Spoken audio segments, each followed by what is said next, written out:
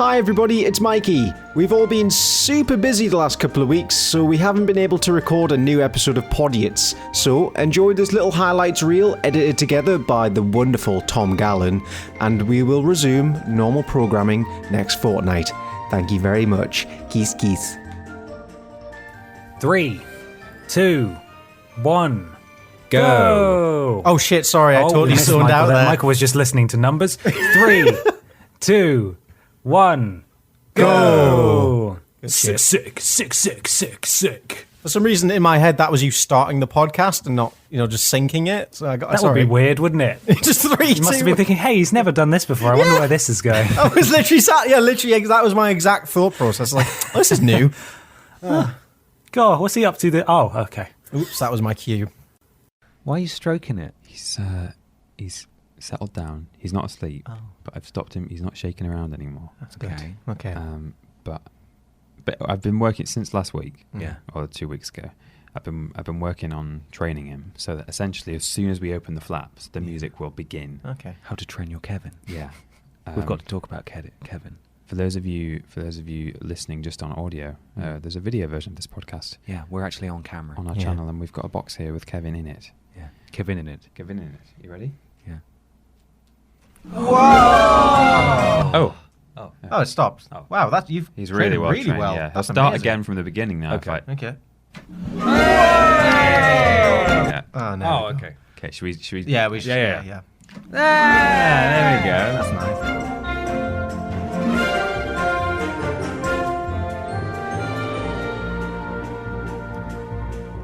Hello, everybody, and welcome to Podiots, the official Vidiots podcast. It's a conversational podcast where we take some questions from you at home and obey the law. Are you okay, Peter? Is Kevin obey all right? And you He's fast obey. asleep, And yeah. you obey. You couldn't be gone making wrong? more of a meal out of that if you tried. What are you What is doing? going It's a on? Harlem Globetrotter over there. God damn it. I've completely lost the flow now. The official. Takes a question from you. I want to pay the laws of the three Us where everybody brings A thing along to talk about. I'm Ben. I'm Peter. And I'm Michael. Thank you for coming back and joining us here on the Pretend Radio. Wow. Where we all gather around once a fortnight to talk silly things. Oh, I mean, I watched a lot of Tracey Beaker because Me too. I absolutely adored it as a kid. they repeated it a lot, but it never really got boring. Yeah. We all like Bouncer and Duke. Duke, yeah. Nathan. Oh, all your Don't favourites. forget. What was it? Diggle. Diggle. Diggle? Don't forget Diggle. Everyone's favourite character, Diggle. Diggle. I can't remember any of them. I don't What know they're about called. Mike, the care worker who I think was only in the Yes. first series and then Yeah. eventually came back kind of after our time as the head care worker. Me and Amy were once out for a birthday meal at Turtle Bay in Newcastle with a load of our friends. There was a big table of us, like 12 people, and we noticed that Mike from Tracey Beaker had walked in. He'd sat down at a table. Not only was it Mike, but it was all the kids who played the Dumping Ground What kids the fuck? at the time on the show. So we were sort of watching him. And then what happened was someone had brought a cake for us. So that was nice. And a cake came out because mine and Amy's birthdays are 5 days apart. So it was a shared party. Nice. So we blew out the candles and everyone was singing the song. And Mike clocked us. He came over to me and Amy, came up to us and said, "Would you like a photo with me?" Oh, Mike! And I have a photo. No. I do have a photo. Oh, see if it's on my phone. I'll find it for you. How could you say no? I mean, not only because Mike is a legend, but how could you say no to that? That's difficult. Yeah, to a man Imagine if who- you didn't know him at all. Yeah. That'd be amazing. Don't know. Sorry to I think keep it's a them. bit like when a homing pigeon just rests overnight. Sometimes they do that if they're doing a really long journey.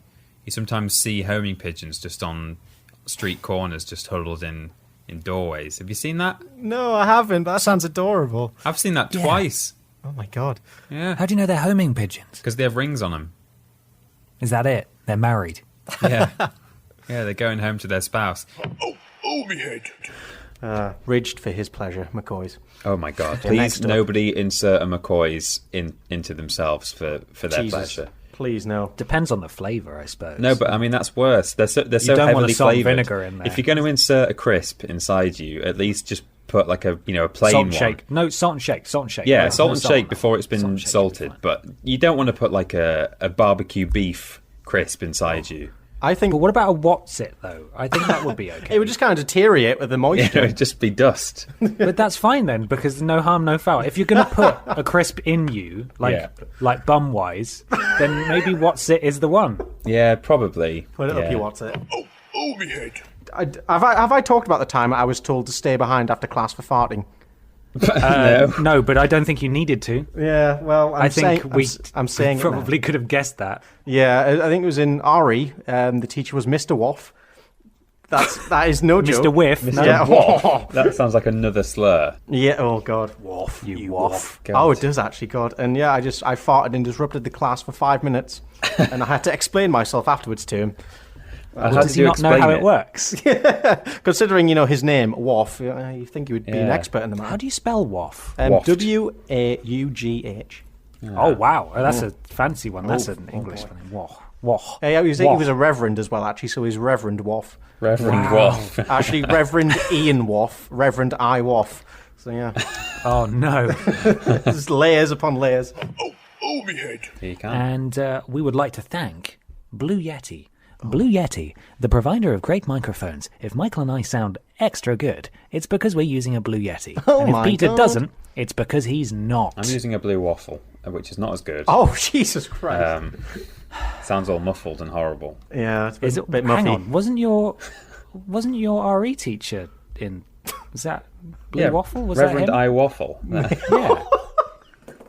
Reverend B Waffle. Yeah. I'm quite scared now because people are going to Google his name and probably find information about him and fucking email him. Aren't they? That's a rookie error. See, I told an anecdote on a list video recently, and I name dropped one of my former classmates, but I changed his last name. Oh, see, but I can't change the name. To change the name changes the story. It does. That's true. Reverend B Wafton. But saying that he was... It's done now. It's done now. He might be dead. Yeah. He was old. It's too late. He might be. Yeah. Ben, he might have farted for the first time and just lost, like, What was that? and he just died. He just had a heart attack, a fart attack. and Nice. Now and this. that was is a it. Fart attack. Oh, me head. I wanted to be a vet for a time, Oh, just because I really liked animals. But vets have a massive suicide rate because basically it's the people who love animals want to become vets, and then they spend all day shooting horses. Yeah, that's what vets do. I don't know if that's quite right. It is. That's what's in the job description. That's Crucial shooter. skills, good aim. That's why when you take like your cat into the vets, they go into a locked room alone with the cat, and like, I don't know what to do with this. It's not a horse. I can't shoot it in the face. And so they just kind of fumble around for 5 minutes, come out and say, "Yeah, cat's fine. Go home." I think what they do is they Fixed it. take the cat into the back room, they shoot a horse, and then bring the cat back out again, and then give the cat to you. Oh, that's it. The ailment's all sorted. Yeah, They got loads of horses just for that. Not even sick. They just raise them. yeah, they've got their own little horse farm just to shoot them. Oh my god. On the Where do they conveyor. shoot them, Peter? What? Where Why do did they they shoot shoot them? No, where? In the head.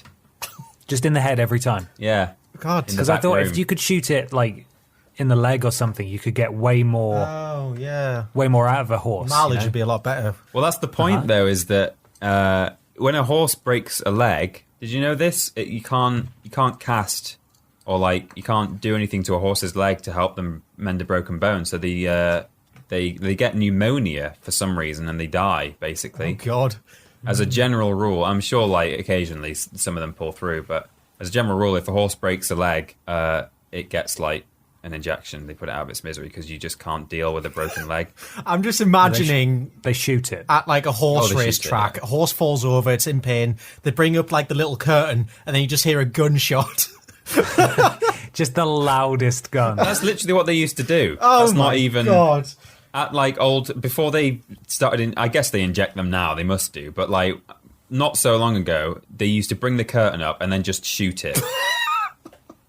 Maybe not with just a long-barreled rifle. They might have had like either a little handgun or they might have even used some sort of It would have been special device like a nail gun or something. Oh But- god.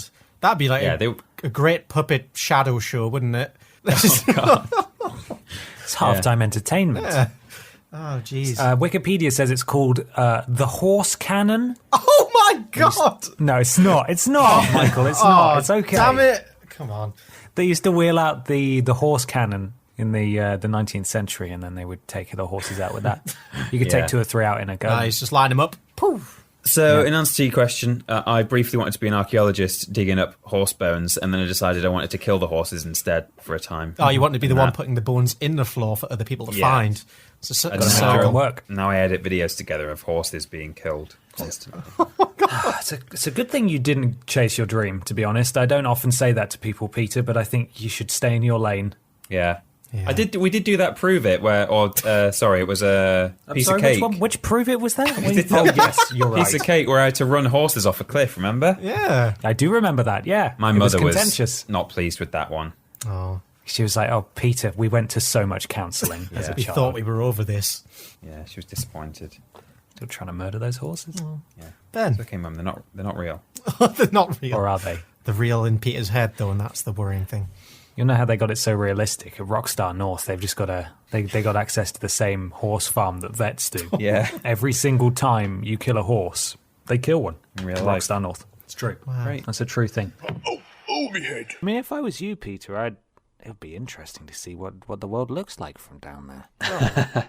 You know? Very good. Yeah, you're A right. whole new understanding of the world. Get in your tiny car and go, because you live sort of like a Stuart Little life, don't you? You have you got a fleet of little vehicles I do. I pop out of bed in my shoebox. I climb down a skipping rope that your that's been- fiance keeps under her regular bed. Yeah, I climb down a skipping rope to get to the floor, and then I hop into my little plane and fly up to the kitchen counter to put some toast on. Oh, do you have toast? I imagine you had the little. I opened the crumb tray. The little cereals, you know, the crumb tray.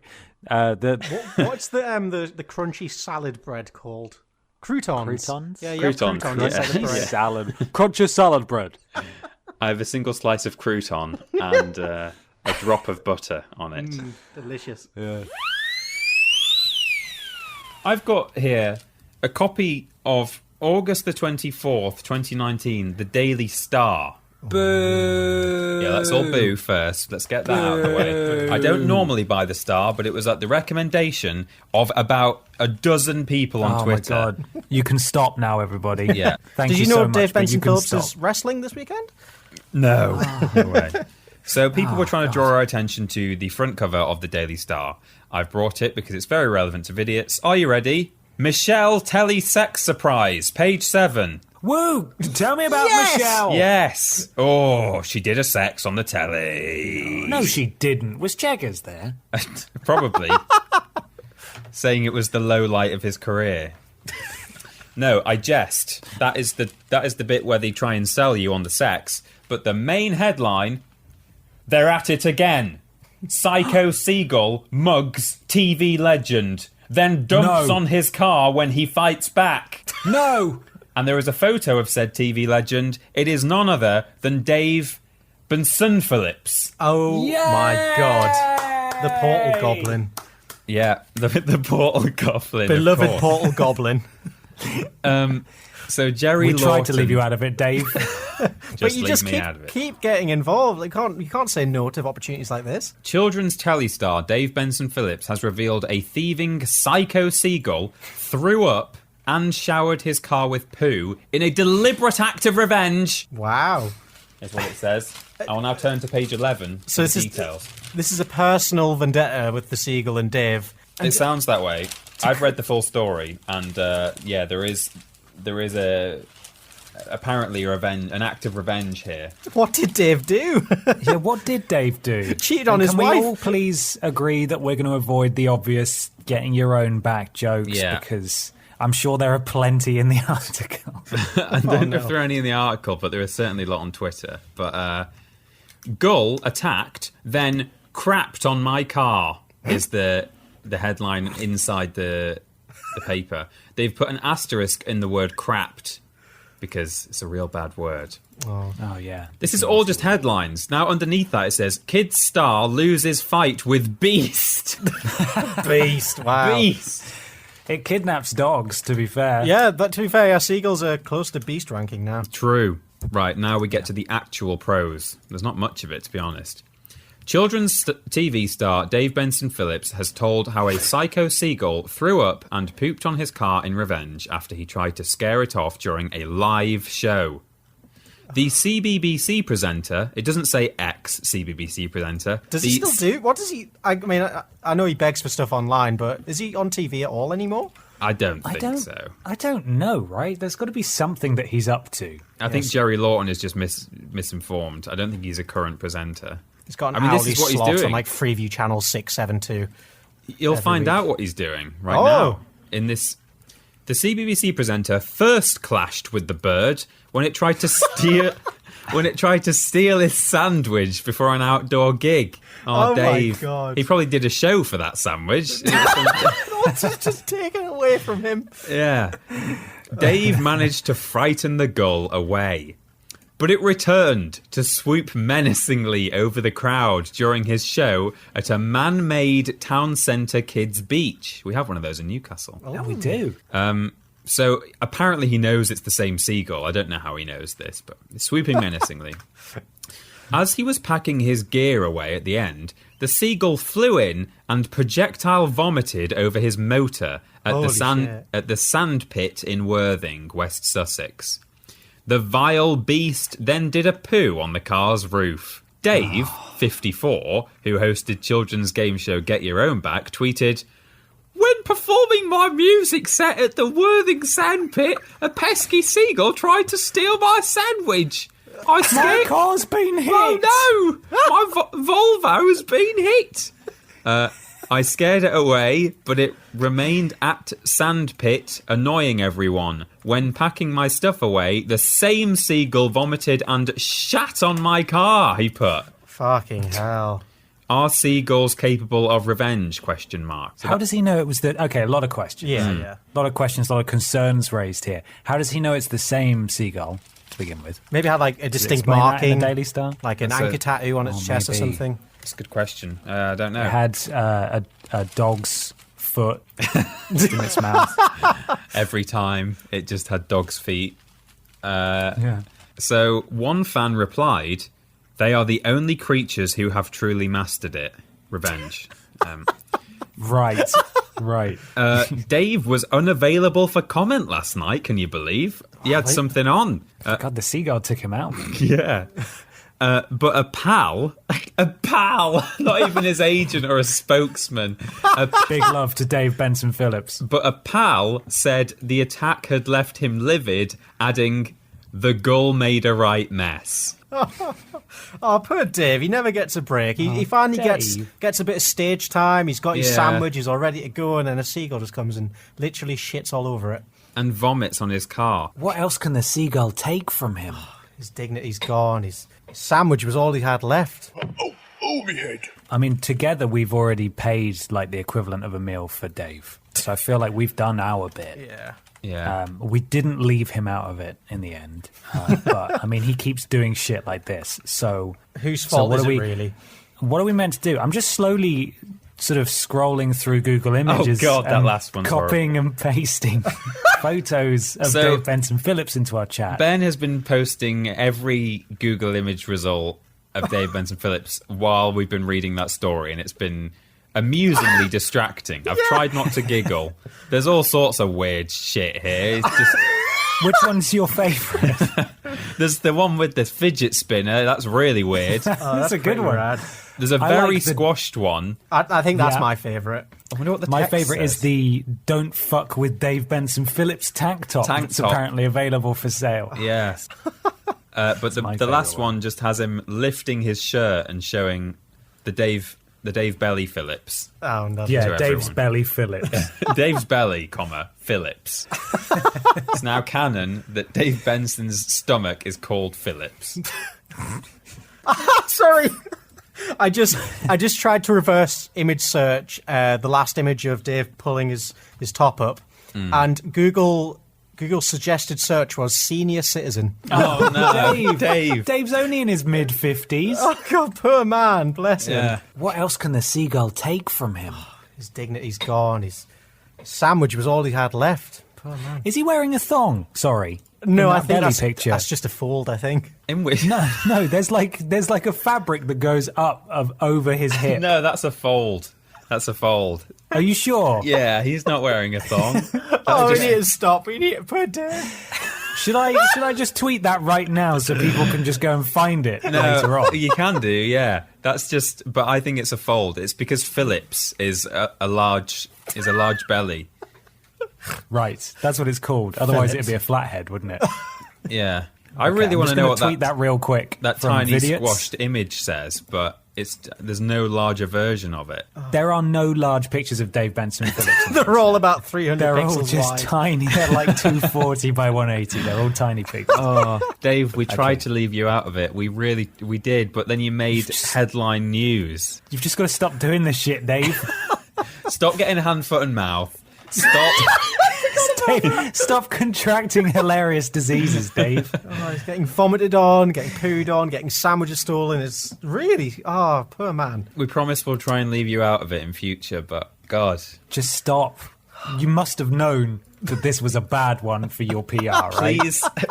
Please hold larger instruments in photos that are proportional to your body. Stop wearing thongs. Okay, I've tweeted that photo now. If you saw this last week and thought, what the fuck is that?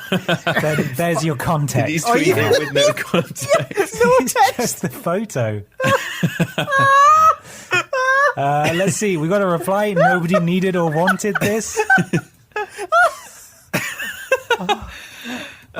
Jesus. Someone submitted It's a fine. Podiots question that was like, what things do you wish you could unsee? And I guess without even asking the question, I've got an answer. Oh, it's so low res. It's been stretched up. It's really horrible. You click the magnifying glass and it's smaller when you get a full screen of it. I'm just going to keep an eye on that. We'll revisit that at the end of the show and see what the reaction's been to it. Yeah, we'll see how Dave's Phillips is doing. Peter, that was fantastic, and thank you to everybody as well who let us know. Yeah, you can stop telling us now. Yes, done it. We know that happened. We know that Billy Ray Cyrus has a lot to think about, and yes, we have left What Culture. Yes, we have. We have. Hang on. Important. Oh no, what is it now? There's another photo of him with a small instrument. Oh, an inflatable one. It's a little guitar. Little ukulele or something. Oh, it's an actual ukulele. Wow. A little ukulele. Oh, it's also very small. It is a really tiny image again. Tubist. They're small. Yeah, Tubist Klein. Dubist. Oh, there we go. Fucking hell. Dubist. That. Fantastic. See, it's so hard not to go down Dave holes because there's always some gold at the bottom of that hole. Well, if Dave stopped posting photos of his holes, then it would be fine, wouldn't it? Thank you very much, Peter. Thank Our you. second Thank you, favourite Dave. Dave. Oh, yes. It's not even number one, Dave. It's not even our favourite Dave. No. Oh, me head. We have Dave Benson Phillips news. Oh my god. My God. So much, not just... So there's the thing that Mikey needs to... He shared it in our personal WhatsApp group, and I deliberately didn't look at it because I wanted to react to it on the podcast. And since then, there's been even more Dave news. He keeps scandaling himself. Well, I think the latter. I'm convinced now, after what happened last night with Dave on Twitter. Dave on Twitter _2. Yeah, I swear to God, he's doing it on purpose, and he's pretending that it's not, but he is. I think he's trying to be this slightly awkward. He's trying to be the character out of Get Back with Dave Benson Phillips, or whatever it was called. He knows how to go viral now. It's basically by having absolutely no shame whatsoever. That's all he's got left is his lack of shame. I'm going to see what numbers that tweet's pulling in, actually, before we get on. I'm looking at it right now. Whoa! It's 28.2 thousand likes, 7.3 thousand retweets at the time of recording. Wow. Thank you to everybody who tagged us in this, Everybody. including Booth, who brought it to our attention. Yeah. Dave Benson Phillips at Dave Benson Phil. Have a good night, whatever you're doing, and don't forget to put your cocks back. Classic. And then the follow-up tweet. Have you seen that? Yeah. Yes, and I love the amount of context that's in there, as if Yeah. where he was when he sent it made that mistake. That's why okay. that's partly why I'm convinced that it's an act. Is the fact that he included that little detail at the end. He apologized and I don't have the tweet in front of me, but basically says, "Sorry everyone, it was a typo." I was queuing for my takeaway dinner or something. My sincerest apologies to those who were shocked or offended by my previous message, which was meant to be helpful. I was in a queue waiting for my takeaway meal. Takeaway meal. Oh. My takeaway meal. Also, his Twitter is amazing. Oh, yeah. Oh yeah, I've now followed him because As we approach the winter, it is time for me to break out the saucepan I use for making soup. Yeah. Oh, this is the Dave Renaissance right here. This is high quality There are Dave stuff. sons. The Dave Sans, yeah. That's great. Speaking of which, actually, I do need to obviously post a quick photo of Dave Benson Phillips. Just let everyone know that we're recording. I wonder if there's a cheeky spooky Dave. version of Dave out there. Spooky. Oh, there might be. Spooky Mikey, Dave. while Ben is doing that, can you hit me with a major Dave Benson Phillips This is news article? it's a light article, but what it lacks in length, it more than makes up for on just Dave Benson Phillips. Okay. So the headline reads: Children's TV star says sorry for scaring shoppers. Okay. This is Spooky Dave that we're about to hear from. Oh, my. What did he do? I'm just going to send the picture from the article into chat if you want a spooky Dave. Mm-hmm. Right, okay, so it reads: A children's TV presenter has apologised to Worthing shoppers for scaring them at the weekend. Dave Benson Phillips took to his Twitter account to say sorry for causing a quote-unquote terror scare in BHS in Montague Street. Oh no, that's not what I expected at all from this story. Yeah.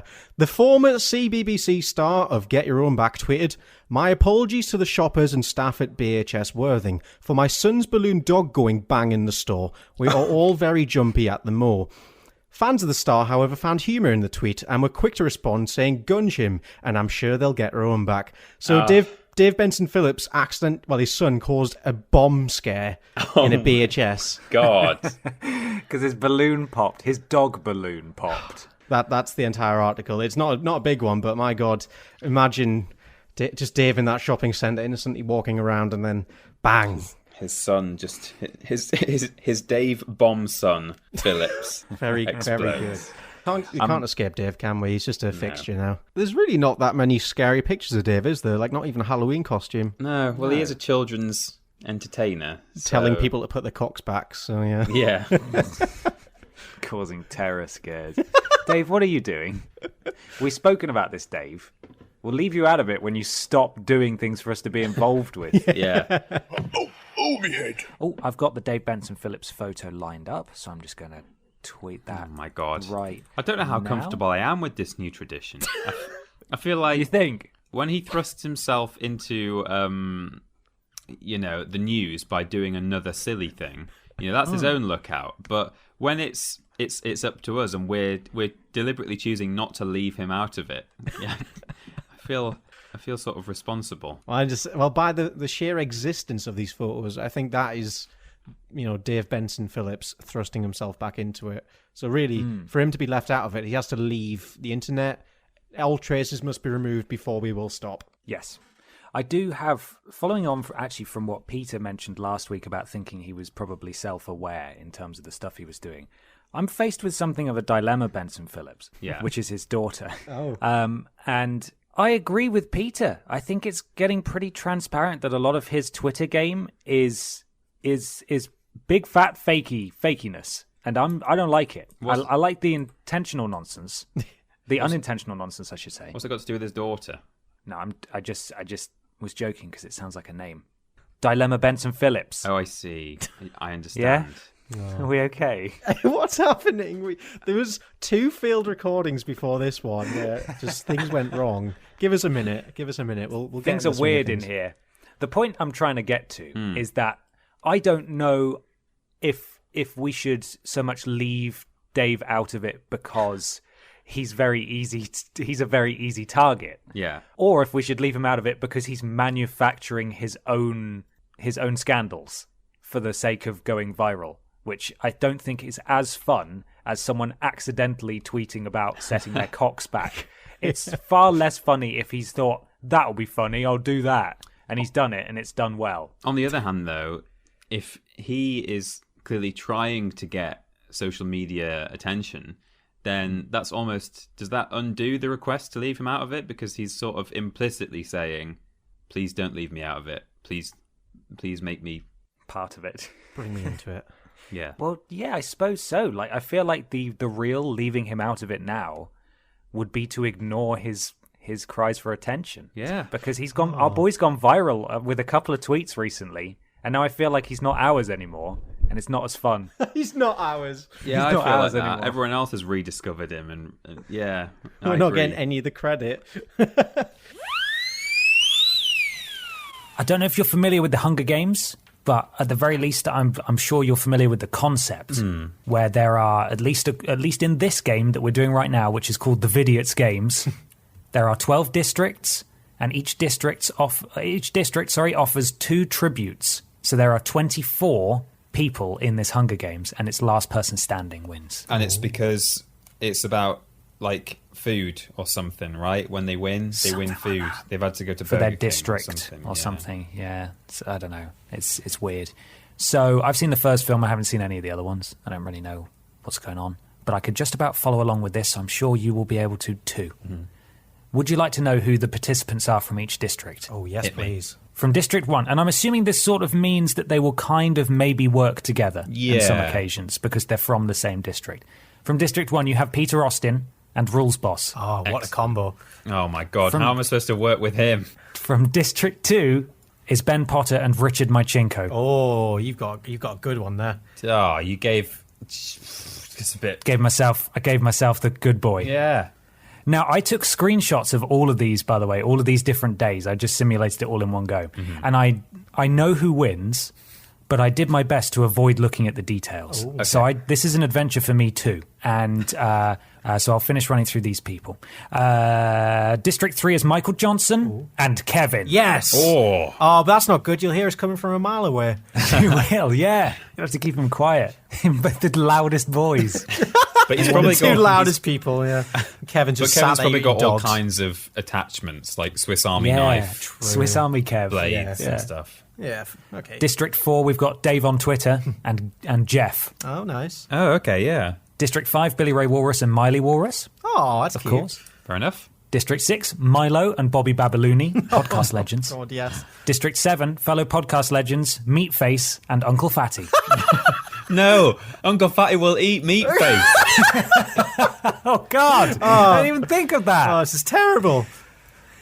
District 8 is Barbara Piss and Mr. Blobby. Nice. Okay. District 9, TV legends, Cheggers and Dave Benson Phillips. Oh, fantastic. District 10 is Dick and Dom. Oh, very good. Excellent. District 11, and I've credit where it's due again to Adam here. I don't think that's his real name because Adam Warlock is a superhero. A lot of these names were lifted from his original thing, so it was a huge help. I can't remember half of these people half the time. District 11 is Stephen Seagull and Stoke-on-Trent. Yes. The entire town. The iconic Entire town, town. on the River Trent. Historic town. Historic town. And finally, District 12 is beloved politicians Theresa May and Bumpus Johnson Oh, no. Delightful. Okay. from District 12. I know who I want to lose. So, I would like to wage a friendly waiver? No? Friendly wager. There we go. Wage? What am I trying to say, Peter? Help me here. Can you smell toast? Are you all right? Yeah, I can. A friendly wager then for this first part, because the second part should be who do you think is going to win. This part, who do you pick as dying in this first half Dave out of Benson those Phillips. characters? Dave Benson Phillips.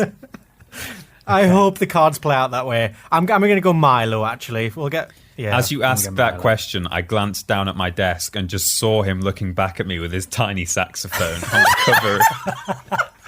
on the cover of Daily Star. I was like, I've just "You're got dying." With his shirt covering him up now because of Michael's Oh, Jesus. Photoshop. Okay, here we go. You ready? I'm ready. The bloodbath. As the tributes stand on their podiums, the horn sounds. Theresa May runs away from the cornucopia. Rules Boss runs away from the cornucopia, as does Bobby Babalooni, Dom. Richard Mychinko finds a canteen full of water. Dick, Jeff, Milo all run away. Uncle Fatty finds a canteen of water. Oh. Michael Johnson runs away. Miley Walrus snatches a pair of sais. Is that a thing? S-A-I-S. Is that some kind of weapon? I don't know what that is. Let's have a look. What's it says? I have no SAIS. idea. I like how Dick Machinko has found useful provisions, and so has Immediately, right? So has Oh. Uncle Fatty. They're like ninja swords. Oh, good. Well, Miley's got those. What I like the most about this is that it's kind of like a horoscope in that it's very easy to sort of attribute the behavior of these characters to them, even though it's completely random. Yeah. You find meaning in it. It's fun. Stoke-on-Trent, Bumpus Johnson, Billy Ray Walrus, Dave on Twitter, Ben Potter all run away. Stephen Seagull takes a handful of throwing knives. Nice. Of course he does. Peter Austin runs away. Barbara Piss finds a bag full of explosives. Oh, wow. Meatface finds a backpack full of camping equipment. Dave Benson Phillips runs away. Oh. Mr. Blobby and Cheggers find a backpack full of camping equipment, and Kevin runs away. Wow. Day 1. Dom searches for firewood. Milo tends to Bobby Babalooni's wounds. Miley Walrus diverts Meatface's attention and runs away.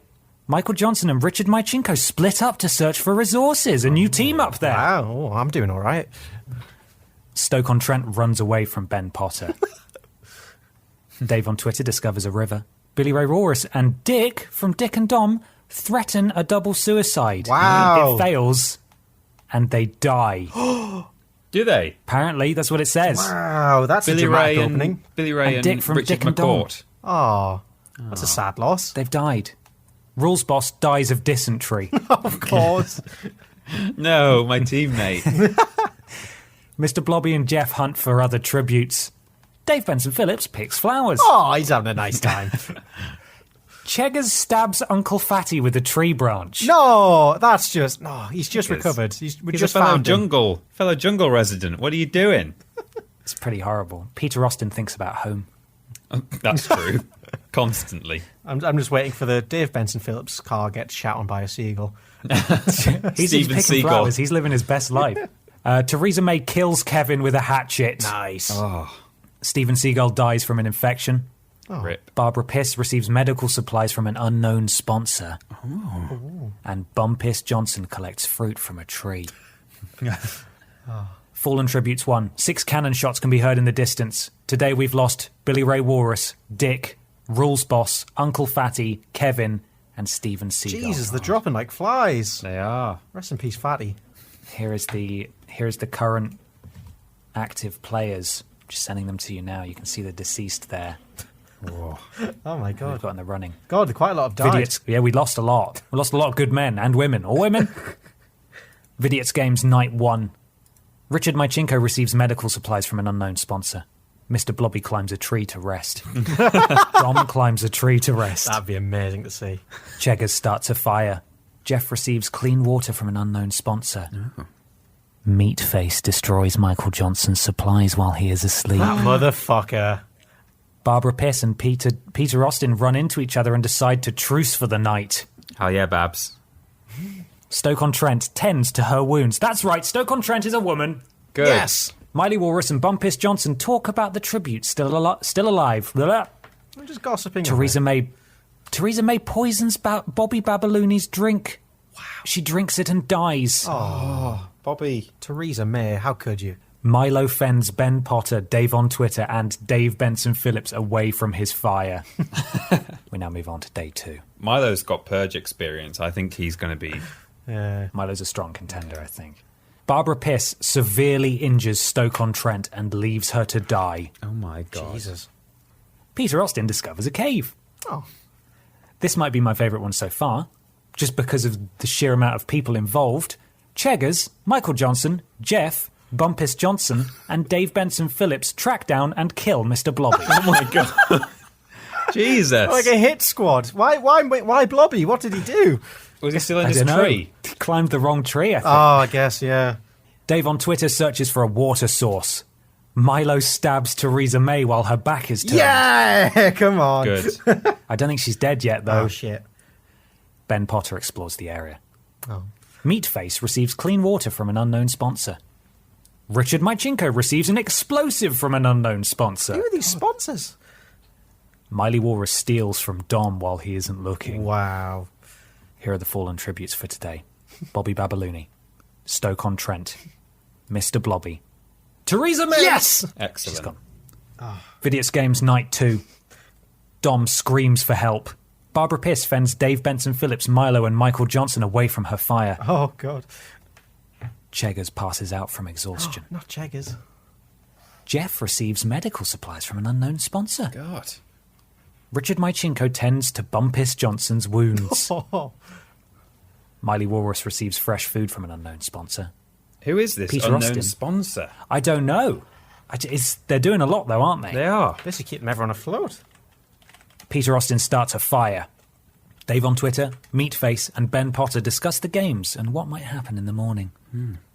Day 3. Michael Johnson strangles Bumpus Johnson with a rope. No better way to start the day. There can only be one Johnson.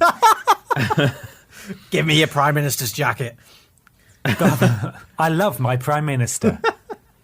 Barbara Piss goes hunting. Miley Walrus attacks Milo, but he manages to escape. Richard Mychinko travels to higher ground. Dave Benson Phillips stalks Ben Potter. Ooh. Jeff and Meatface fight Peter Austin and Cheggers. Peter Austin and Cheggers survive. Oh, thank God. Dave on Twitter thinks about home. And Dom explores the area. 3 cannon shots can be heard.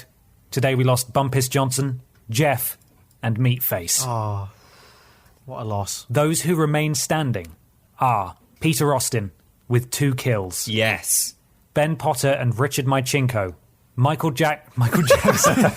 He's the unknown sponsor. Oh, no! Keep shoving medical supplies in everyone's face. Michael Johnson with 2 kills. Nice. Dave on Twitter.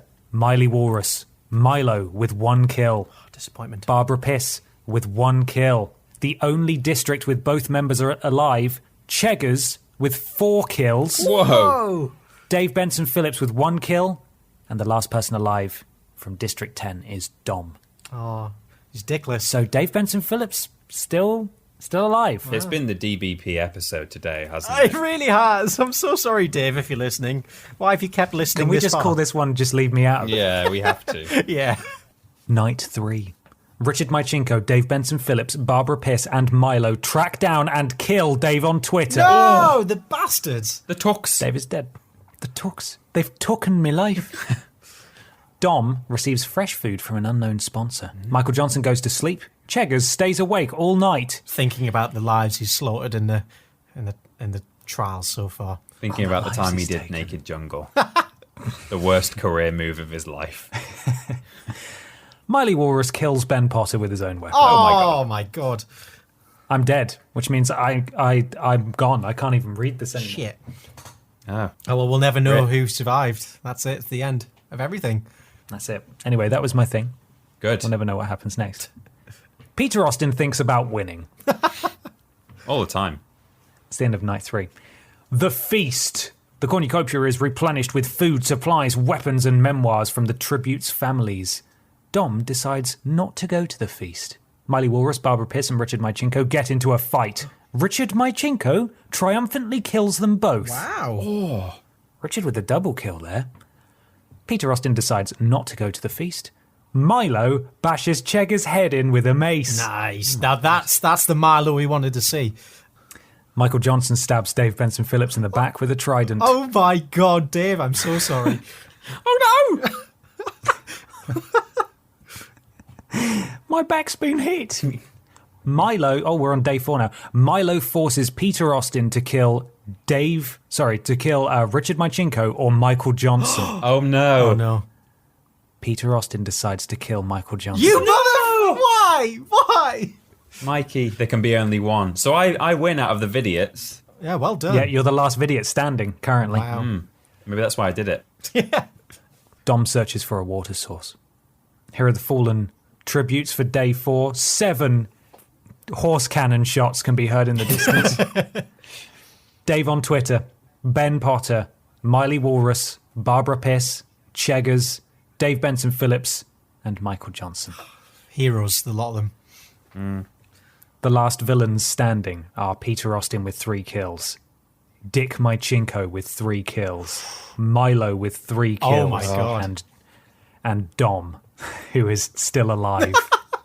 I'm not scared of Dom, but Dick Mychinko has military experience and Milo has purge experience, so I'm in trouble here. I'm in trouble, Tab. Night 4.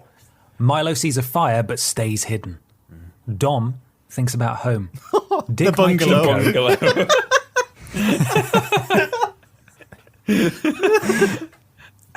poor Poor Dick is dead. Oh, no.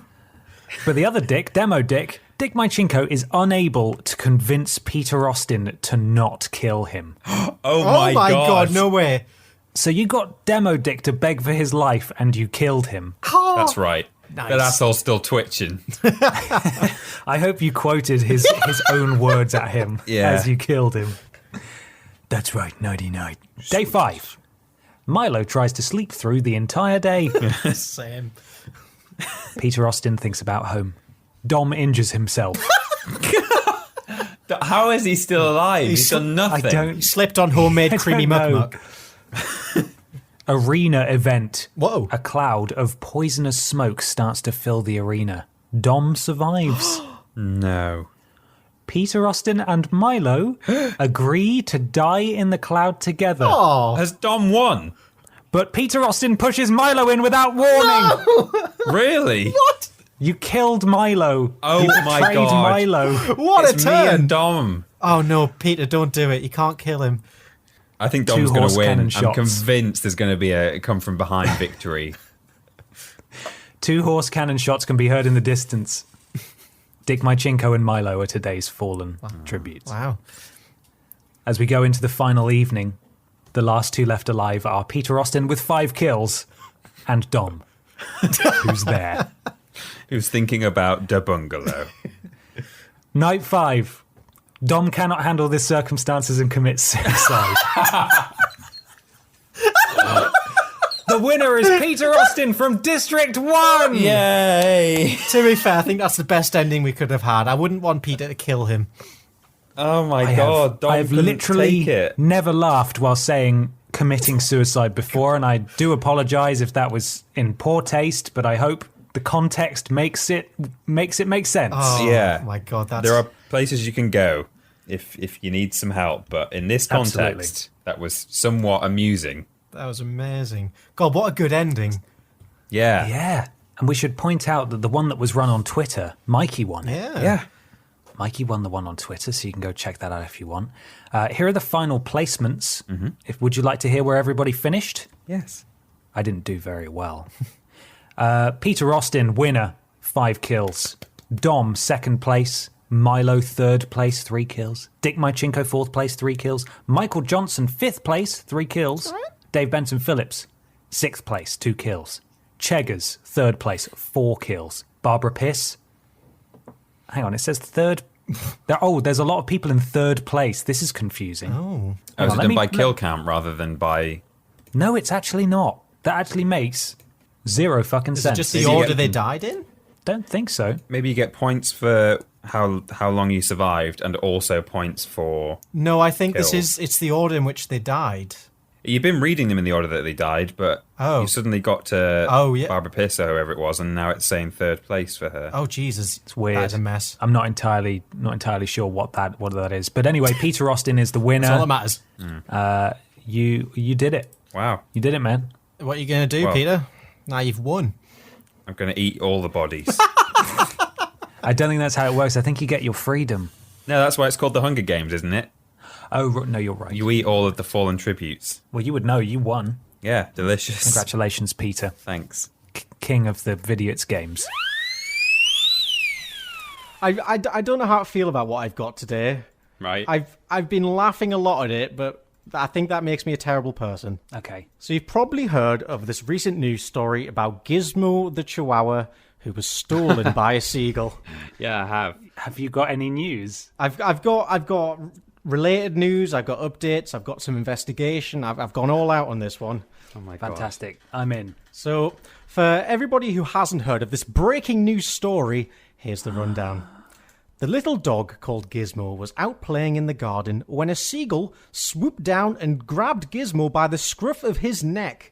The owner's partner tried to grab the dog's legs to stop him being taken away, but it was in vain. And so, How strong was this seagull? well, yeah, there's a lot to unpack here. I'm going to give the down low first, and we're going Okay, yeah. to analyze. We're going to see what the fuck happened here. Okay. So the owner wrote in a desperate Facebook post, "It carried Gizmo far away until we couldn't see him anymore." Oh, my God. Oh god, it's very sad because someone's lost a pet, but oh my god, what an image Just a little tiny chihuahua getting taken off into the distance. God.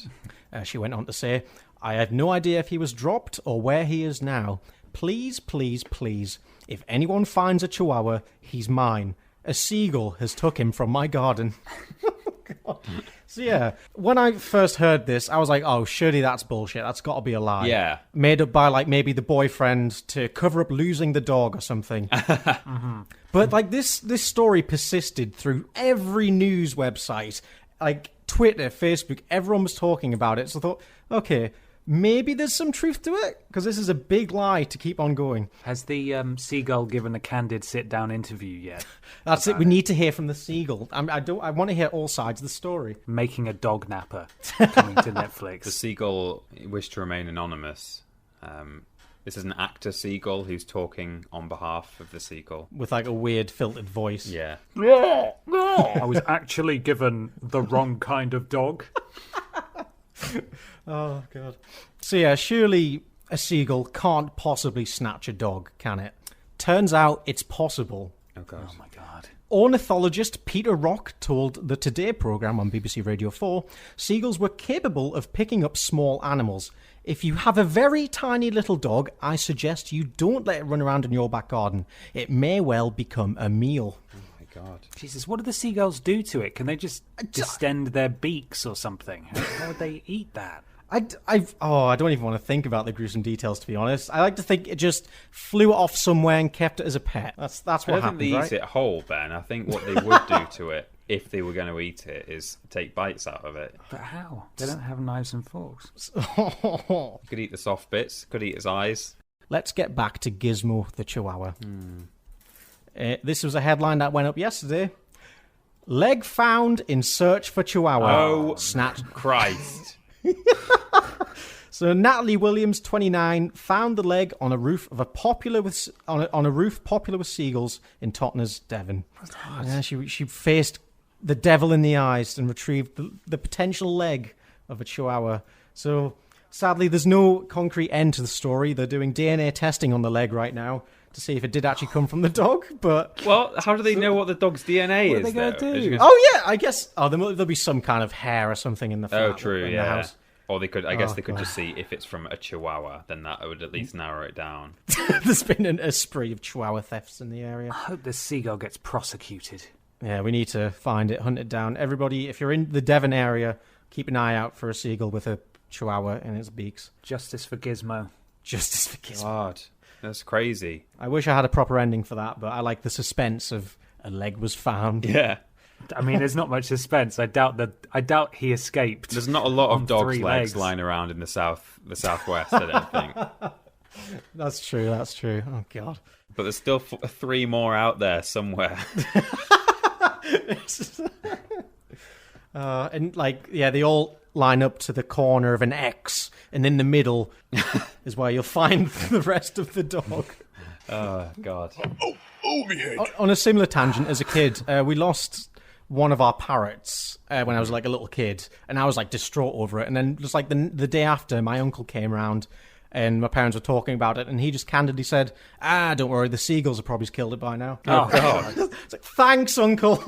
So our resident bird expert, Peter Rock, said he wasn't surprised to hear of the incident of Gizmo the Chihuahua because gulls are, quote, very large, which is... for a scientist, that's some fucking insight. There. Yeah, that's really cutting edge there. Thanks, Peter. Peter Rock means rock. The name Peter, yeah, the name Peter means rock. Well, no wonder we can't trust him. He's got 2 first They're very names. big. I am rock. Seagulls very large. Of course you happen. Seagulls are big, innit? So after this, I was like, okay, I'm going to investigate. What are the seagull on dog incidents that happened? In May 2015, another Devon pet owner watched in horror as her beloved Chihuahua puppy was killed by a flock of seagulls after the puppy pushed open the door and got out. No. Heartbreaking. In August 2015, a seagull attempted to steal a Jack Russell named Charlie, but was unsuccessful. Oh. Jack Russell seems too big. Yeah, they said it was unsuccessful. It's like a 14-pound dog, and it's just silly, but I guess the seagull wanted to have a go. They are very large. Yeah, not like a little baby chihuahua. It's a... No, I meant the seagulls. Oh, God. Peter right. Rock says they're very large. That's all we know about them. Describe a seagull, ornithologist Peter Rock. Big. Very large. I did Google ornithologist, and yes, that is a bird expert. So it turns out you can just be an ornithologist. Yeah. I think you probably have to do some kind of degree, but yes. No, yeah, No, I you can't think just be one, but... So, like, there's an absolute wealth of stories like this about dogs being either attacked or, like, attempting to steal them. But I think this is the first one where a seagull has successfully stolen a dog. God. But there's one interesting link that unified all these stories together, or at least the majority of them. They all happened in the Southwest. Oh. So maybe, like, the Southwest seagulls are the most vicious, angry, strongest seagulls out there. And Could be. And a few days ago, there was another headline in the Bristol Live news website. It read, "Horrified man describes pigeon massacre in latest Bristol seagull attack." Oh my God, Pigeon Massacre. I love that band. Fuck yeah, that'd be a good band name. It's just latest Bristol seagull attack. Yeah. As if there's been a string of these. Well, they took your sandwich. They deserve everything they get, the pricks. You were the first. I hate seagulls. First of the Bristol attacks. It was on you. Oh my, and it's just been a crime wave since then. What do seagulls actually do? Like, where do they fit in the food chain apart from stealing other people's food and pets? They're scavengers, I think, seagulls. Well, fuck them then. Get them out. Kill them don't need all. 'em. I don't give a shit about seagulls. Yeah. So the pigeon attack, I think my favourite line from the story is, "A horrified Bristol man has described how a pigeon was dragged off to its doom by a seagull." Oh, God. Jesus Christ. And then within the article, it links to 3 other similar incidents that happened recently, so it is a definite spree of something going on. Local ornithologist Rock says, the reason the seagull was able to take the pigeon is that it was very small. Oh, nice. That's the qualifying factor for all birds. Are they big or are they small? Yeah. That's all I need to know. Is it a notorious gang of what I want to know is if it is it's a repeat offender. Oh, the same seagull, yeah. Yeah, Hey, tag 'em. like a motorcycle gang Yeah. Oh my God. of seagulls. Next attack that happens, need some spray paint at hand, spray it, and just track that seagull, see what it does next. Do we have a name for the gang, the seagull gang? The Gulliver's Travels, that's it. Oh, okay. Sure. Yeah, let's go for that. That'll do. So what is causing the Southwest seagulls to be so aggressive? Well, a clue might lie in this headline from a Devon newspaper. They can read? Stop it! Jesus. The headline reads, "Seagulls are getting drunk on leftover booze and throwing up on firefighters." What? Specifically? Just firefighters, yeah. There's another one, boys. So maybe all these seagulls are hopped up on alcohol 24/7 and committing violent acts as a result? God, they need Asbos. Yeah, oh God. Imagine if we had electronic tagging or bracelets for seagulls. That has to exist. No, you're not going anywhere. Blow into this, son. It's 7 p.m. You should be at home. You've been vomiting on any firefighters tonight, son. God. The answer is it's probably not them being alcoholics. In a more sciencey article, they said it's probably the number of attacks are increasing just because the population of seagulls is increasing. So we're just seeing more and more of this kind of thing. They're inherently violent animals. God. Well. Fuck seagulls. Fuck them. That's a t-shirt design. Fuck seagulls. Oh, yeah, definitely. I'd buy one of those. But enough about the gulls. Oh, me head. Actually, on the seagull topic, there was an update regarding Gizmo. Oh, I've derailed already, I'm sorry, but That's carry okay. on. I needed to get this out of the way. It wasn't Gizmo's leg that was found. oh, thank God, it was just another dog. That's fine. Oh my god. So yeah, it was just a rabbit's leg that was found. So I guess it was just a sweet little innocent wild rabbit that something had killed and ripped apart. So the hunt for Gizmo continues, I He guess. could still be out there alive somewhere. It's like Homeward He's been Bound. dropped on top of a very high hill and he's scared to come down. I can't wait for the National Treasure movie about Gizmo. Starring Nicolas Cage trying to track down different parts of Gizmo across Rome. He is a national treasure, Gizmo the dog, just like Stephen Fry. Yeah. He is.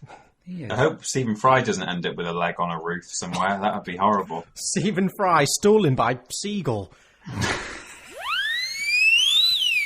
This is a heart attack.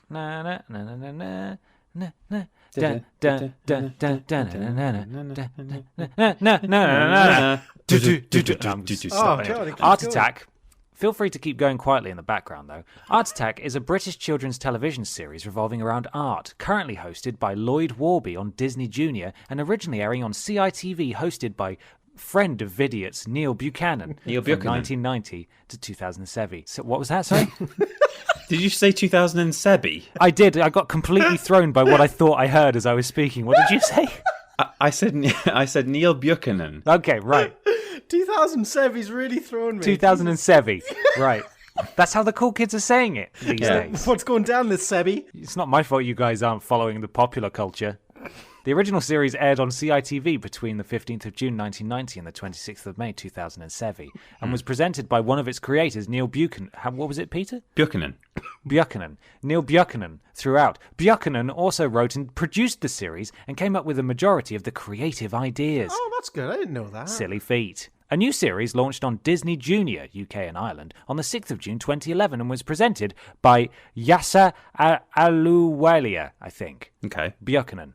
Each show involved Aluwalia, I hope I'm getting that right, voicing over footage of an artist producing 3 works of art, taking the viewer through various stages of production step by step. What? He was later replaced by Lloyd Warby at the start of the British second revived series. But I don't know about all of that shit, you guys. I don't know about that shit. Andrew Lloyd Warby. Yes, I want to talk about the Disney Channel Art Attack, in particular, the Spanish Art Attack. Ooh. Okay. Because, as some of you may have known, I went on holiday last week to Magica, which is a Spanish island, and I was there for 3 days. Yeah. Well, go on. What's up? It sounds a bit like a card game. Magica. Magica the Gathering. Yeah. Majorca. I was there for 3 days, and the food did not agree with me at all, guys. Oh yeah. Oh, no. It's You sort of... did you did a Neil Buchanan, didn't you? I did, exactly. It sort of became Ben Potter in the 3 days of non-stop diarrhea. Right. And by the end of my time there, I sort of looked like, I looked a bit like a vagrant beach ball full of wind that had just sort of been granted asylum on the island, just sort of allowed to stay. Oh no. That is brilliant. Wow. Sorry to hear So that. as I nursed my rear one morning, I turned on the Disney Channel to see the Spanish interpretation of Art Attack, and I've got a little clip here of my initial reaction to it that I'm going to play through the microphone for you. I hope there's no diarrhea sounds in the background. This is the control splat. What have you done with Neil? So there we go. That was me just yelling in a hotel. Oh, what at have they done with about Neil? 11 in the morning, and there was Spanish Neil there, just taking us through an art attack. But it's time for a quiz. Right. Are you guys ready? Yeah. I've not done my revision. No, it's fine. This is a pop quiz, Okay. a popular quiz. Right. It's a very popular quiz, all about what I learned about Spanish Art Attack while watching Spanish Art Attack. Right. Okay. I thought you would enjoy it because we could all go through it together and learn. And maybe, that sounds great. maybe it'll be a bit silly as well. I don't know. Whatever. You guys let me know what you think. We'll, right. we'll give it a try. We'll You up do. for it? You okay? Yeah. 1, 2, 3, 4, 5, 6. There's 6 questions. Okay, great. Multiple choice. Otherwise, that'll be a bit difficult. Here we go. Quiz time. The classic theme tune appears to be unchanged, but what instrument has been added? Any early guesses before I list your options? Surely electric guitar. I want to say saxophone. Is it A, the maracas, B, the bongos, or is it C, it's just been covered by Neil's bad band? Oh, if only. It's got to be maracas, surely. I'm going to say bongos then. Oh. It's B for bongos. Oh. Peter's 1-0 up. Bongos. Bongos. Bongos. The host of Spanish Art Attack is called A, Guillermo Martinez, B, Antonio Banderas, or C, Keith Chegwin. Gonna take a wild punt to A, I think. Yeah, that's the most responsible answer out there. You guys got it right. Oh, great. It's Guillermo Martinez. 2-1. The host's iconic red uniform returns, but the jumper is not quite as you remember. How dare they? How's it different? A, it still has Neil in it, and he and Guillermo are sort of fused together like in the movie The Fly. B, it's just a long sleeve shirt because Spain is too hot for jumpers. C, it's a tank top because Spain is really hot. Oh, I think tank top's a bit too sexy for the children. Yeah, me too. I'm hoping, for their sake, not ours, that it's Too sexy for the children. I think A sounds too sexy for the children as well. Me too. The flies. Still got a bit of Neil in it. Yeah, it's got to be B. Yeah. We're going for B? Yep. It is B. Hey, thank God. Question 4. Big art attacks were a large part of the original series, wherein Neil would lay out various items on the floor to reveal a large work of art when viewed from an aerial camera. These are still in, but how are they done now? I've got an idea before you throw out any answers. Okay, go on. Is there a drone involved? Oh, I can't. I don't know. That's my answer. It's not about direction of the photography. Right. A. Guillermo gets right in there and makes a nice big face out of salt packets and dirty linen. B. A mute man who's never referenced or seen elsewhere in the show takes it upon himself to get on with it. Or C. It just cuts to footage of Neil's 90s efforts. Oh, imagine. I don't think so. No, I think the Spanish remake won't have the same budget as the original, so they don't have the money for these like big pots of salt. So they've had to reuse footage. Salt's so expensive. Yeah, salt's expensive. It's a rare commodity. Yeah. I'm hoping C. It just cuts to the old. I'd love footage. that, but I'm going to say B, whatever that was. Oh, yeah, the extra man. The extra man. It is B. It's just an extra man. So we've got Guillermo in the studio, and then every so often it'll just cut to a man who doesn't say any words, presumably because they just use them in all of the European language adaptations of Art Attack.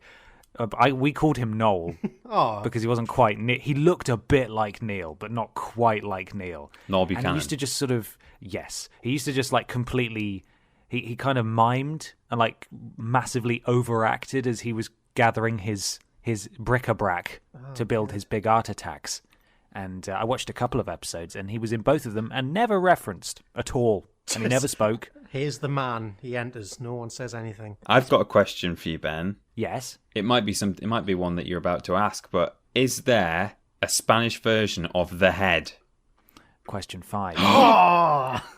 Perhaps one of the harder parts to translate was the wisecracking The Head, a sentient bust that would critique and otherwise irritate poor Neil as he went on his art journey. His head made it in. Has head made it into the Spanish version of Art Attack. A. Of course he has. B. Of course he hasn't. It's a fucking abstract concept at best, and the show is better without him. Or C. He has, but he's not quite the same. Oh. I feel I feel like the guys watched the UK version of the show and kind of got the rough essence of The Head, but mistranslated it completely. So I'm going to go C. Hello. Yeah, I was can't get like someone from Rotherham or something to do the voice. I'm thinking C as well. I think he's there, Hola. but he's something else. It is C. Oh no! Oh. Final question. Oh, wait, hang on. You have to tell us how he's different. Come on. Final question. Oh, I see.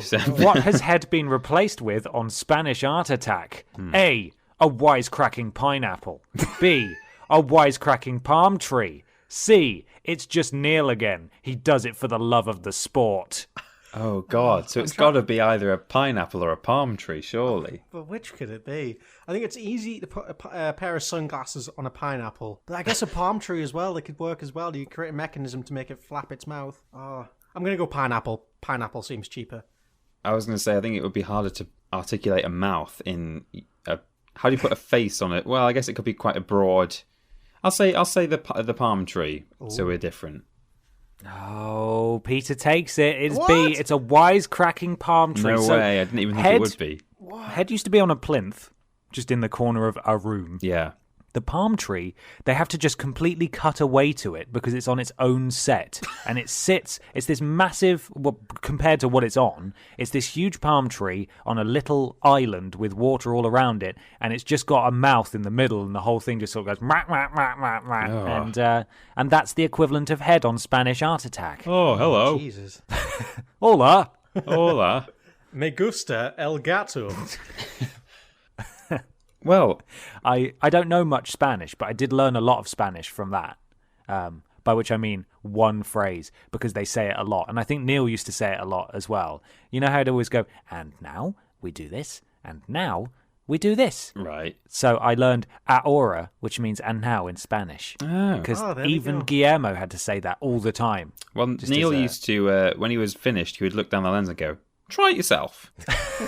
I didn't pay attention enough to see Ah. if that was that. But I would love to know if you're from another country that has Art Attack and what it's like, because it was really difficult to research, actually. It was hard to find out about because the Wikipedia page doesn't really mention many adaptations. It doesn't mention the Spanish one. Oh, God. So it could be a pirate. Yeah, could be a an pirate official Art Attack. reimagining. Yeah. Was it just called Art Attack in English, or had Yep. they translated it? Oh, wow. Yeah, called Art Attack. Same jumper, logo on it. Not a jumper though. Shirt, sexy tank top. I'm curious to learn more about the wide world of Art Attack adaptations and remasterings. Yeah, It's like the cinematic universe. I was just about to say, yeah, the expanded universe. The Buchanan cinematic universe. Yeah, But is it canon or is it Buchanan? Ah, very good, very good. very good. Do you think, what's his name? Gilmero? What's the host called? Guillermo. Guillermo. Do you think he's gone? Hello, I'm Gilmero. Do you think he's gone on to be in a band now? Well, part of my research trying to find out what he was called was by just searching Spanish host Art Attack Disney Channel Spain Art Attack host, help, Spanish Art Attack host Young, and it was I eventually found him on Instagram. Oh, wow. And he just posts photos of various things he's working on, but he's not in a band yet. One day. It's like a midlife crisis when that comes. Like, time to reimagine my image. Fuck the kids, I'm going to sing in a punk band or whatever.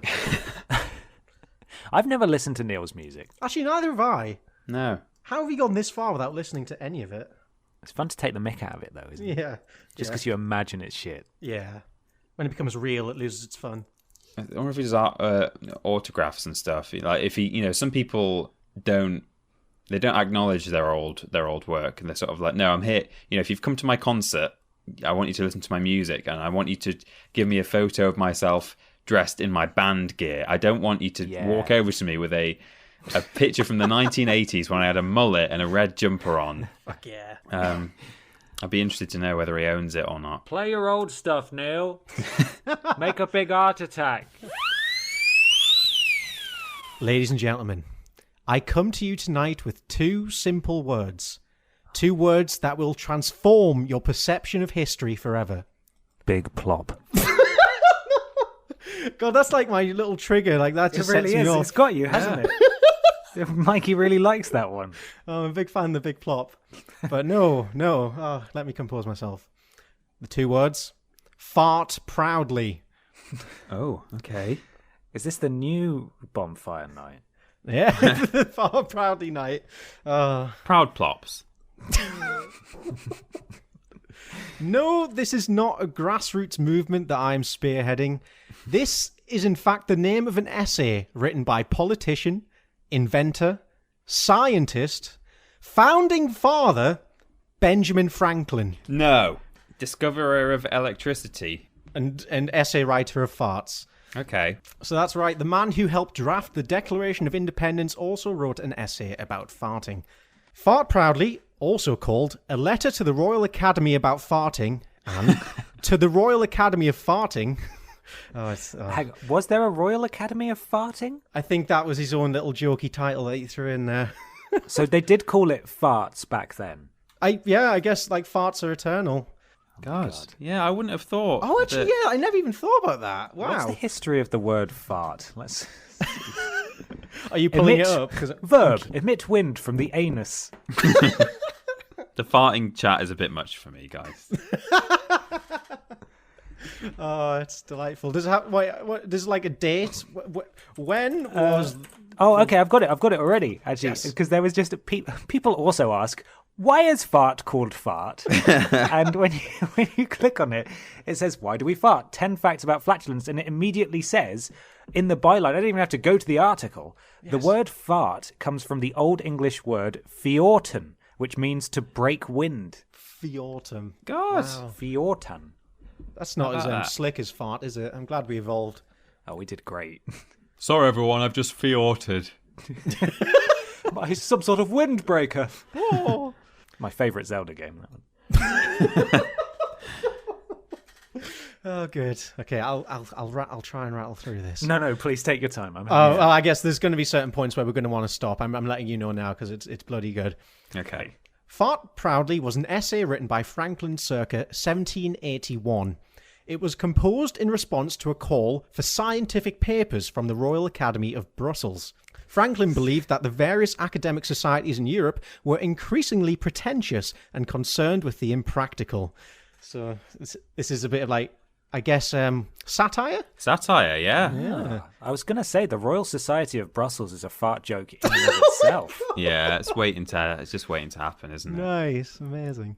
So, revealing his Mikey side, Franklin responded with an essay suggesting that research and practical reasoning be undertaken into methods of improving the order of human flatulence. Oh. So I'm going to read pretty much the entire essay here. It's not that long, but I've trimmed and reworded it in places to make it more succinct and to the point. Coming soon, Benjamin Franklin's Shreddies. Oh my god, maybe that's like we're going to pitch that to Shreddies. We're going to make some money off that. This is where the Shreddies journey started. Back in this essay. Oh my god, yeah. It all traces back to Franklin. It's universal. Oh, so it begins. It is universally well known that in digesting our common food, there is created, or produced, in the bowels of human creatures, a great quantity of wind. Permitting this air to escape and mix with the atmosphere is usually offensive to the company due to the fetid smell that accompanies it. All well-bred people, therefore, to avoid giving such offence, forcibly restrain the efforts of nature to discharge that wind. Sorry, what were they described as? Well-bred. Well-bred. So I guess I'm not well-bred. I suppose not. I mean, I don't think many people are, if that's what it takes. No, but certainly not brown bread people, because that you can't hold back a brown bread trump. Peter, that's disgusting. Yeah. Retaining such act of nature not only causes frequently great pain, but occasionally future diseases, such as habitual colics, ruptures, tympanies, etc., often destructive of the constitution and sometimes of life itself. Oh my god, do not hold your farts back or you will die, says Benjamin Franklin. Is that a scientific finding, or was he talking about the effects of the flatulence on others? I think... Can you murder with a fart? I think maybe he's experienced a loss in the family when someone contained a fart too long, and so now he's out here spreading the good word. Mrs. Franklin. Rest in peace. Rip. I'm very glad I brought this along. There's so much that stems from this.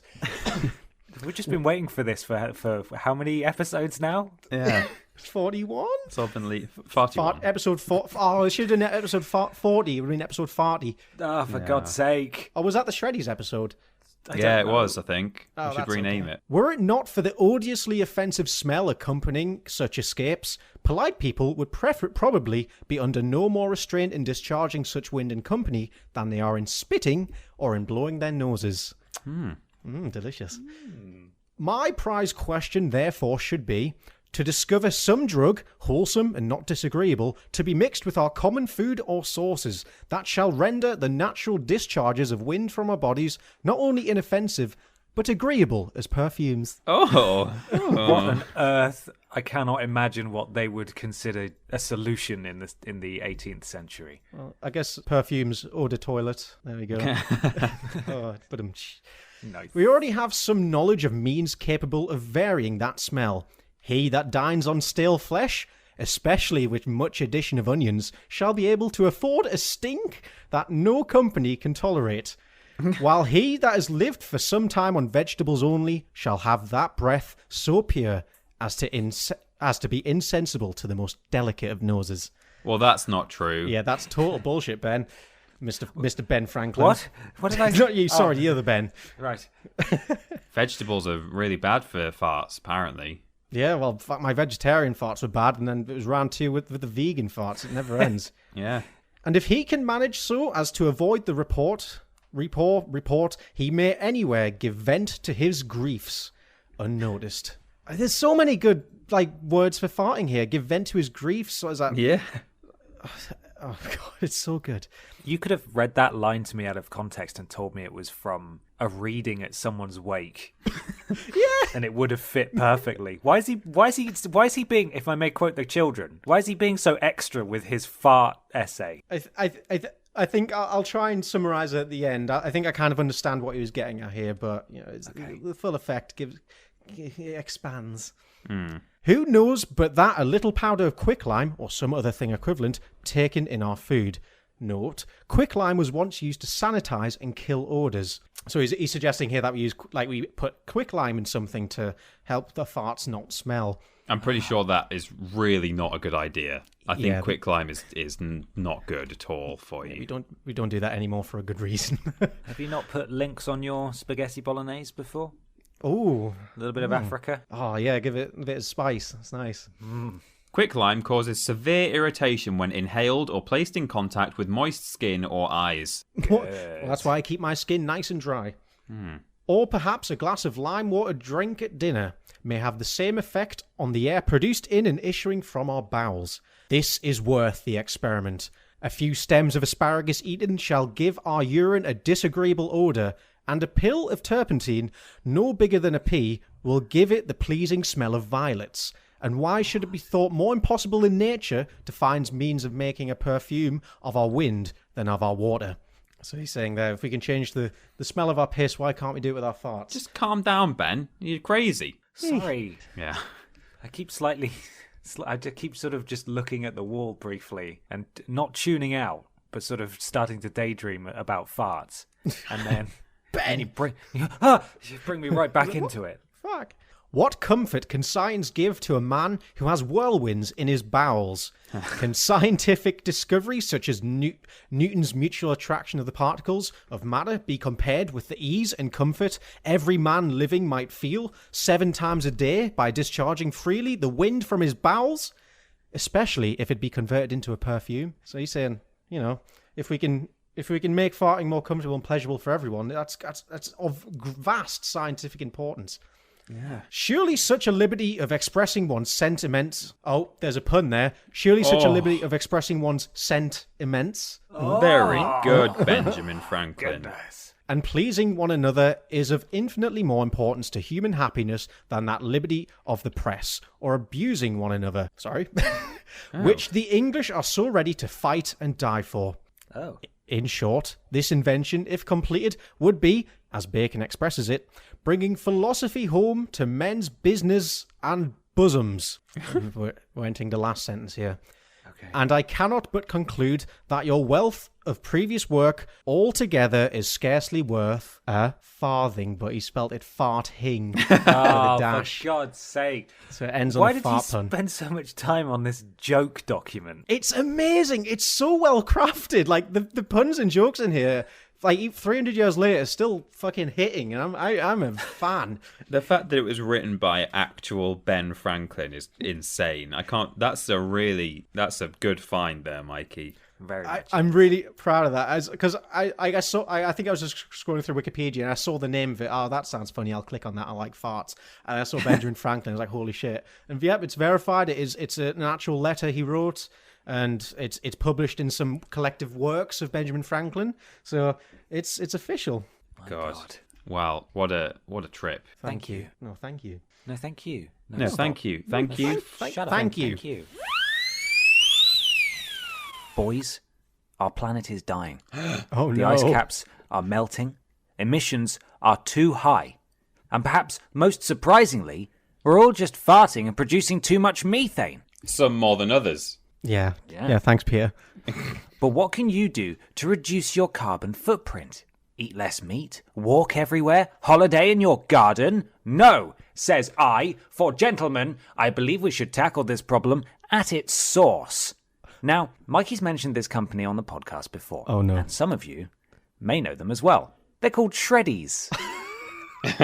Oh no! I was first alerted, Michael knows what's going to happen next. I was first alerted to the existence of Shreddies when I went for a wee at a motorway service station and stood in front of a big poster that featured a man in a white vest and boxers jumping in the air for joy. Yeah. Yeah. because he no longer has a problem. He's got no problem now. We sell freedom, says the poster. I wanted to tell you that your product is a scientific miracle. I'm so glad I live in the decade this was invented. The testimonial below read. At this point I was curious, and it continued. I can't tell you how thankful I am for Shreddies. They absolutely work. Your fart pants have literally given me a new lease on life. What kind of life was this man living before Shreddies were invented? I now refer you to myshreddies.com. Shreddies flatulence filtering underwear is the perfect way to treat flatulence issues. Our range of garments feature an activated carbon lining that absorbs all flatulence odours. Yes, that's right. These are scientifically designed and proven fart pants. Yes, it's what I've always wanted. Wow. Shreddies' special toot filtering product line includes pants, jeans, pajamas, and chair cushions, just in case you wanted to, get one. Now, before we go any further, it would be irresponsible of me not to ensure that you don't confuse Shreddies the fart pants for Shreddies the breakfast cereal. Well, Although Don't fart into your Shreddies, please.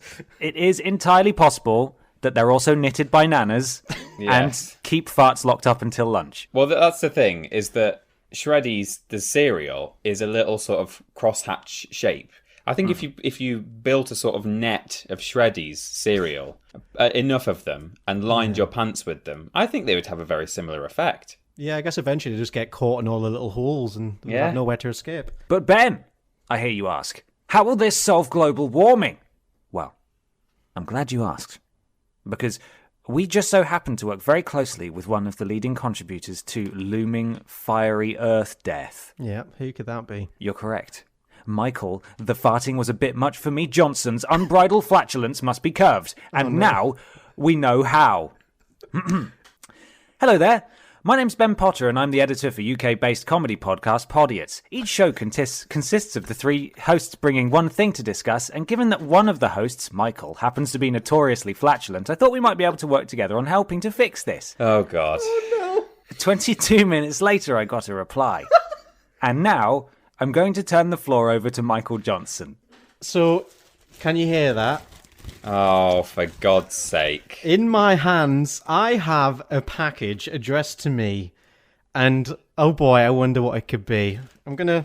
So, this arrived, and Ben told you, if you get a mysterious package, don't open it. I'm not going to tell you what it is. Is what has happened? Okay. Exactly, yeah. So I just came back from my holidays in Singapore, had a lovely time, and I got a message from Ben not long after I got back in England saying, if there's a package on your desk in the office, don't worry, it's from me. Keep it close for the podcast. And I've been like filled with anticipation for quite a while now, and now it all makes sense. Oh.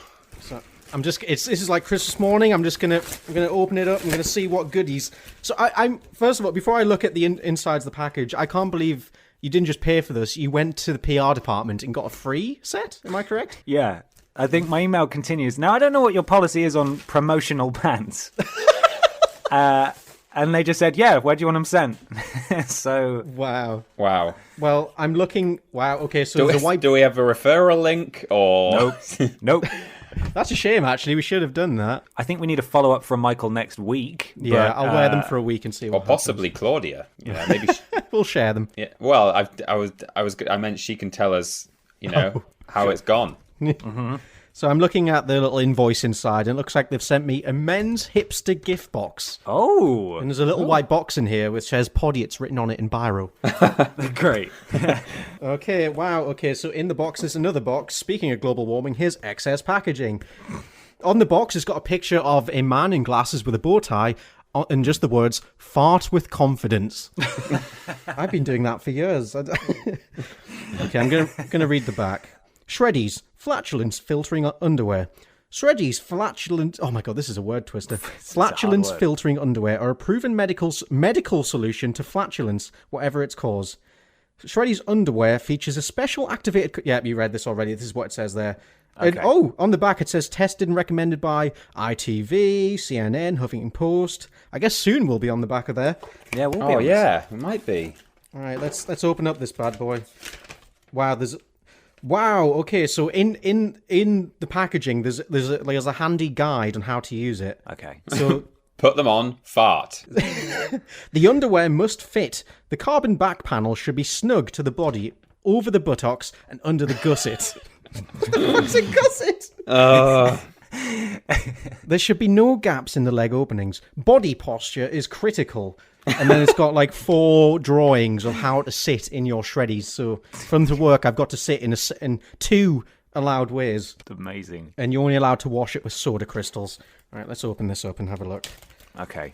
What colour are they? That's what I want to know. You know, like a lot of podcasts get sponsored by an underwear brand. You know, a lot of podcasts get sponsored. Well, we have to go out and ask for fart underpants. Wow, Just look, one pair, though. These are a lot nicer than I thought. For some reason, I was expecting it just like a nappy kind of thing. These are really nice, kind of like proper Lycra underpants. Like, I could actually probably wear these and not feel embarrassed about it. Hide my secret dirty shame. I'm just going to put them on over my jeans. Hang on, what was that? Sorry, what was that line? Sorry, what was that? Hide my secret dirty shame, I think was what My he just secret said. dirty shame. Did you read that from the box, or was that just you? No, I just...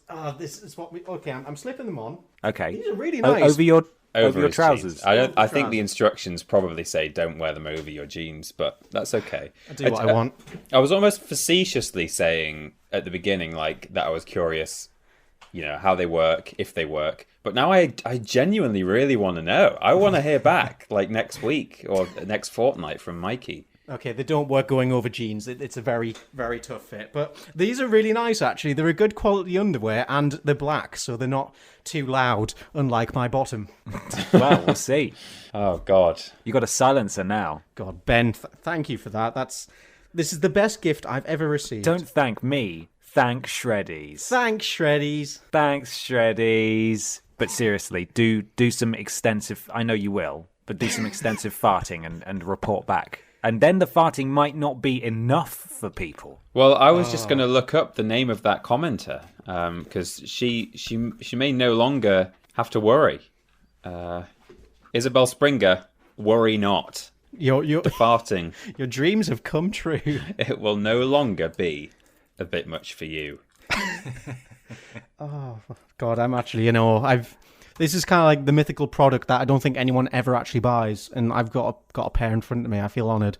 It's real. It exists. Have you seen the advert for that spray that you can spray? You spray it into the toilet before you take a shit, and it allegedly makes this like film of oil on the top. Oh, And then when you shit into the water, the shit is under this layer and the smells can't penetrate, and so you're able to do shits that don't produce any odor. when I want something like that, I just do a shit and then put cling film over the toilet, and then that usually solves the problem. Yeah. I'll send them an email, Peter, see what we can do. Yeah, we need to find out what they're called. I don't remember. But Shit oil. yeah. Shit slickers. Oh no.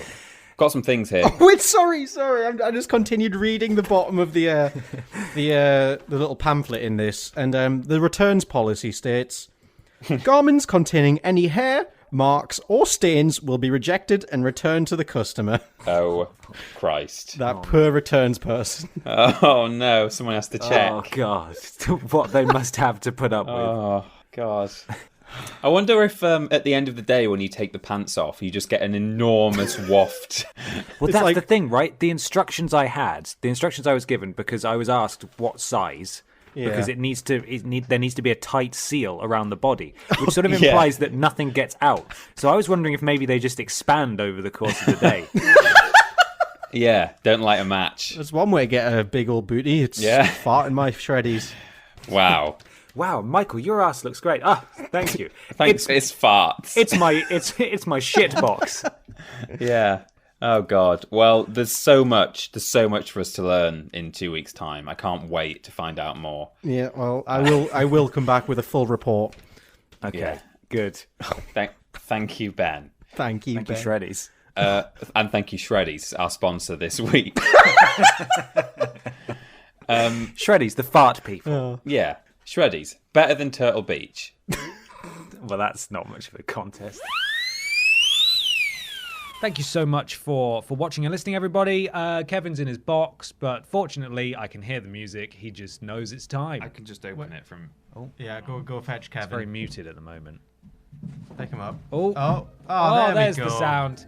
There's the sound. Thank you God. so much, everybody. We will be back in a couple of weeks' time. And take care until then. Bye. Bye.